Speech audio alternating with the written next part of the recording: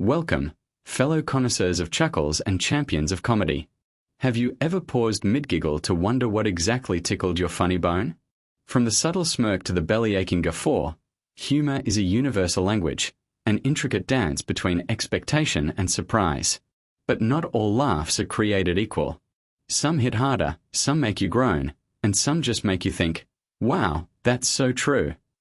Today, we're embarking on a delightful journey to rank the top 5 funniest types of everyday humor. Get ready to rethink everything you thought you knew about what makes us laugh. It's going to be a riot, trust me. Coming in at number 5, it's the timeless, universally understood art form of physical comedy, slapstick. Before words, before nuanced jokes, there was the pratfall. Think about it. A person slips on a banana peel, or walks headfirst into a lamppost. It's pure, unadulterated, consequence-free chaos. While some might consider it lowbrow, there's an undeniable genius in its simplicity. It transcends language barriers, cultural differences, and even age. A baby can laugh at someone falling over, and so can your grandpa. It's the ultimate shared human experience of oops. From Charlie Chaplin's elegant trips to the Three Stooges' eye pokes, slapstick relies on surprise, exaggeration, and a healthy dose of harmless violence. We know no one's actually getting hurt, usually, which allows us to fully surrender to the absurdity. It's the visual equivalent of a jump scare, but instead of fear, you get a burst of joyous relief. The setup is simple.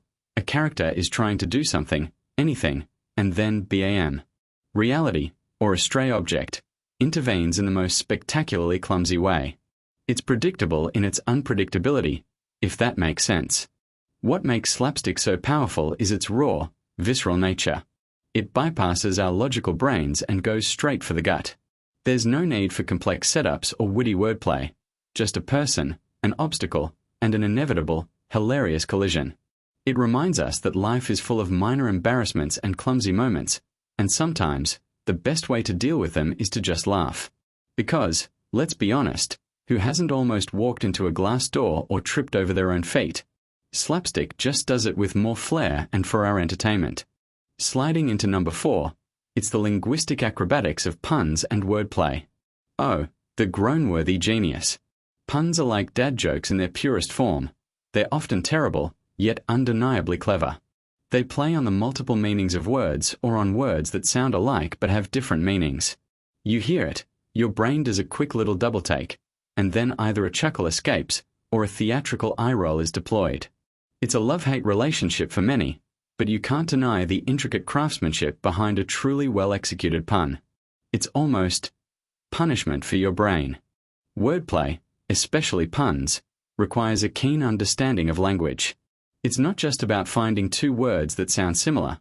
It's about context, timing, and often, a dash of audacity. Think about those restaurant names that are subtle puns, or newspaper headlines that twist a phrase. The humor comes from the sudden, unexpected shift in meaning, forcing your brain to do a quick mental gymnastics routine.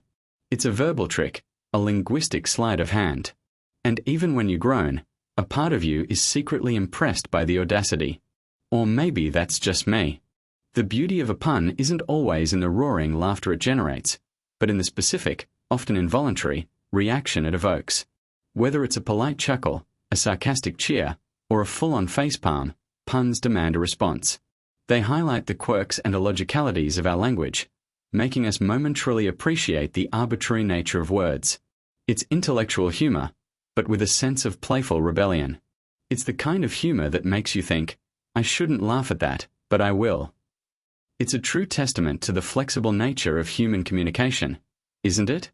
At number 3, we have the incredibly endearing and powerfully relatable, self-deprecating humor. This is when you make fun of yourself, your flaws, your mistakes, or your general inability to adult properly. And why is it so funny? Because it instantly disarms. When someone is willing to point out their own shortcomings, it creates an immediate sense of connection and vulnerability. We all have those moments where we feel utterly ridiculous, and hearing someone else articulate their own gives us permission to laugh at ourselves too. It's like therapy, but cheaper, and with more laughs. The genius of self-deprecating humor lies in its honesty. It's a humble brag in reverse, a way of saying, hey, I'm just as flawed and clumsy as you are, maybe even more so. This vulnerability is incredibly attractive and builds rapport faster than almost any other comedic style. It signals confidence. You have to be pretty secure to openly admit your weaknesses for a laugh. It's the ultimate I get it, you get it moment, proving that we are all just trying our best, and sometimes our best looks like a hot mess. And that's perfectly okay, and often hilarious. Think of comedians like Jerry Seinfeld or Kevin Hart, who masterfully weave their everyday neuroses and personal struggles into their acts. It's not about pity, it's about shared experience. It's the friend who tells a hilarious story about accidentally locking their keys in the fridge, or the celebrity who jokes about their embarrassing red carpet blunder. This type of humor makes us feel seen, reminding us that nobody's perfect, and that's a beautiful thing. It creates a comfortable space where we can all lower our guard and just have a good, honest laugh at the universal human condition. Coming in hot at number 2, it's the universe's unintentional punchline, situational irony. This isn't about someone telling a joke, it's about the world itself serving up a perfectly crafted, often absurd, comedic scenario. Situational irony occurs when there's a stark contrast between what is expected to happen and what actually happens, especially when the outcome is the opposite of the intention. It's like the universe winking at you, saying, "Bet you didn't see that coming."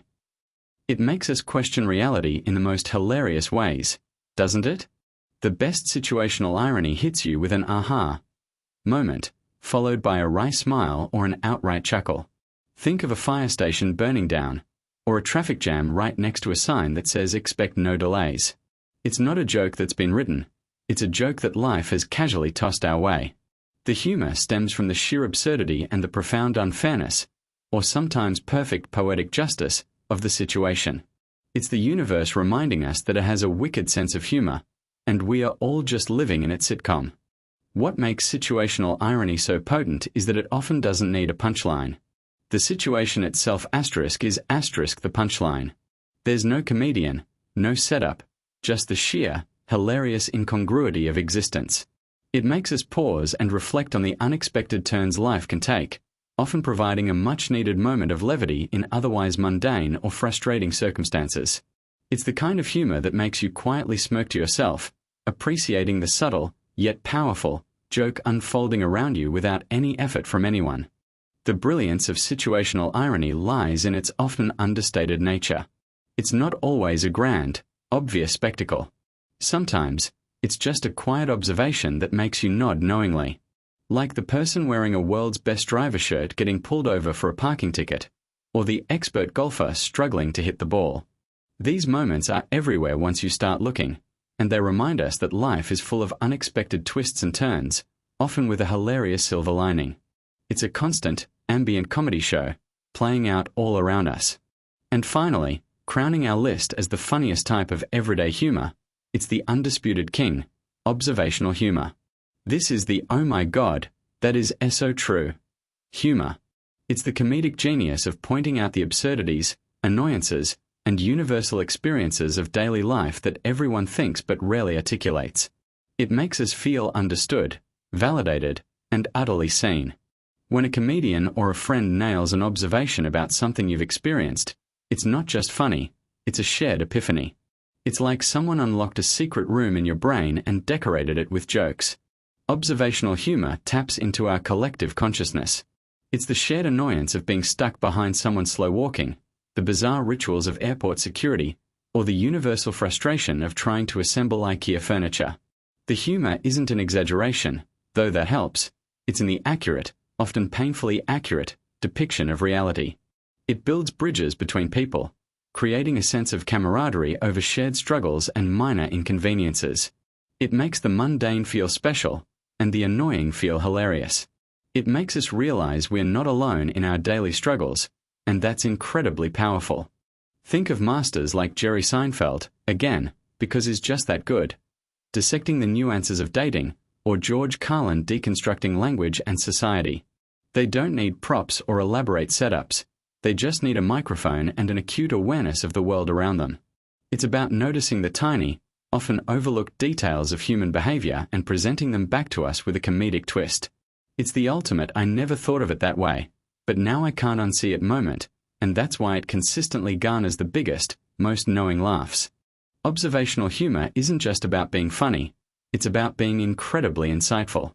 It requires a sharp eye, a clever mind, and the ability to articulate complex human experiences in simple, hilarious terms.